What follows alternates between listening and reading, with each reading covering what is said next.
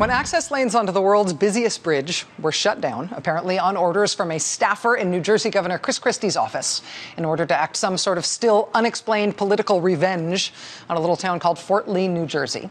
When that happened this past fall, allies of the governor tried to cover up the fact that they had done it. They concocted a cover story, saying it wasn't a political vendetta that made them shut down that bridge. They said it was a totally innocent, apolitical traffic study. They didn't do it for some still unexplained political reason. They just did it as a traffic study.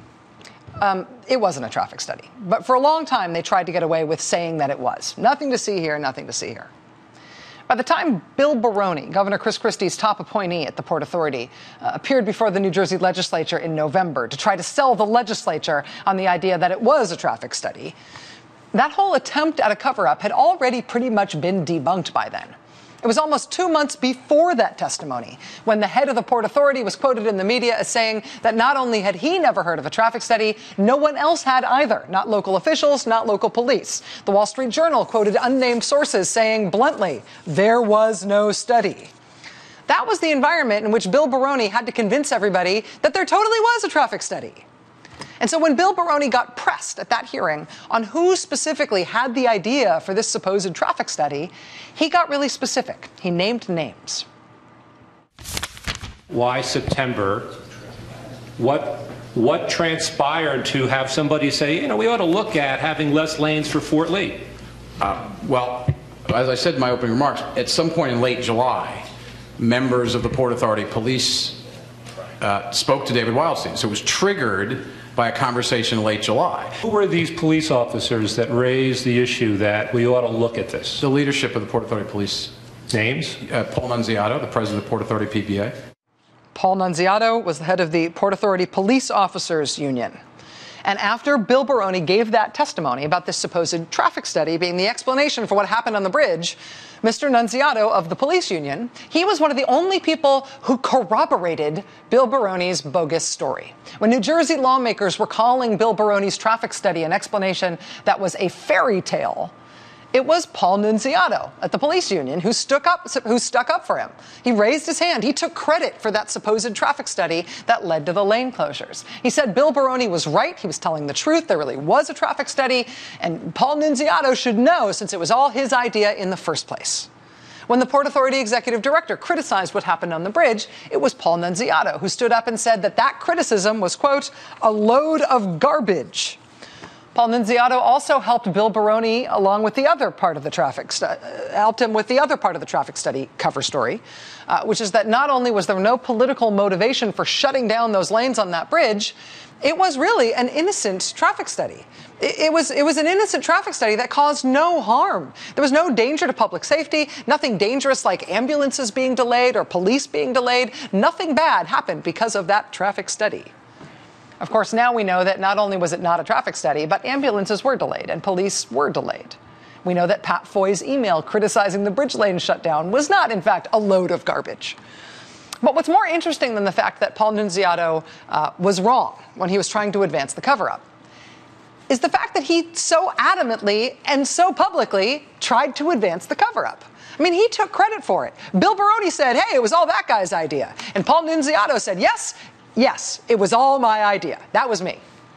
On the day that David Wildstein resigned from the Port Authority, David Wildstein, the Chris Christie ally who arranged the bridge lane closures, on the day Mr. Wildstein resigned from the Port Authority, it was Paul Nunziato who defended him.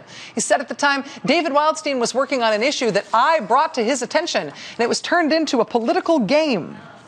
When people said it couldn't have been a real traffic study because the Port Authority traffic engineers didn't know about it, it was Paul Nunziato who says, who cares about that? He said maybe those engineers didn't know about it because, quote, they bleep up everything. It was Paul Nunziato who said that anybody who believed the bridge lane closures were retaliatory in any way is a crazy person. If you believe that, his spokesman said, quote, then I would suggest that we're going to find Jimmy Hoffa's body on the Leona Helmsley property in Fort Lee. In other words, you're a crazy conspiracy theorist if you believe that this was anything but a traffic study. Paul Nunziato has been the most vociferous and aggressive defender of the cover-up, of the fake story about the fake traffic study.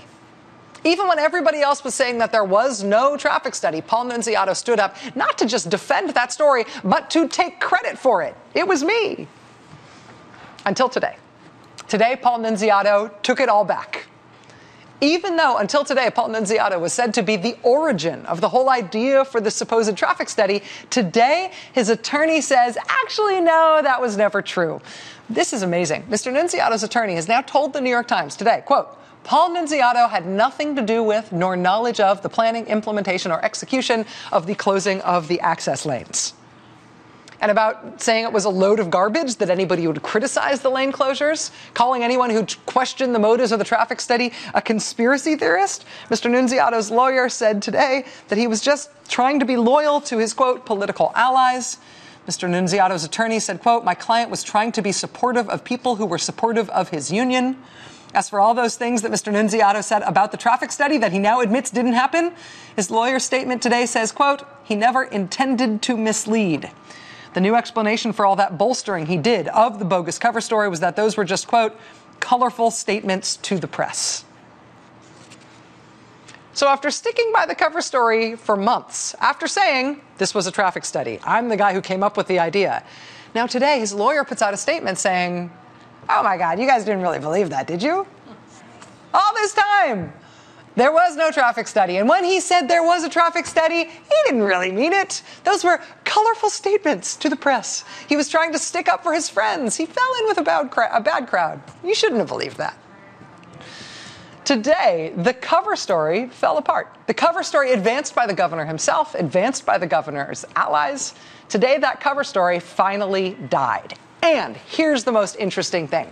What does it mean now for the investigation? That the most ardent defender of the cover story has changed his tune and now says he's going to start telling the truth about it. Paul Nunziato has been subpoenaed more than once already in the Bridgegate investigation. As far as we know from publicly available documents, he's responded so far by saying that he had nothing to turn over that was relevant to the investigation. But in a statement provided to us tonight, look at this. Mr. Nunziato's attorney says that Paul Nunziato absolutely now disputes Bill Baroni's testimony about this supposed traffic study, and that in the coming days, he will, quote, have much more to say. Have you ever heard people say, it's not the crime that gets you, it's the cover-up?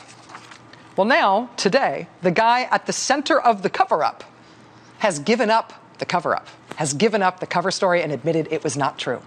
And he says he's about to have much more to say in coming days.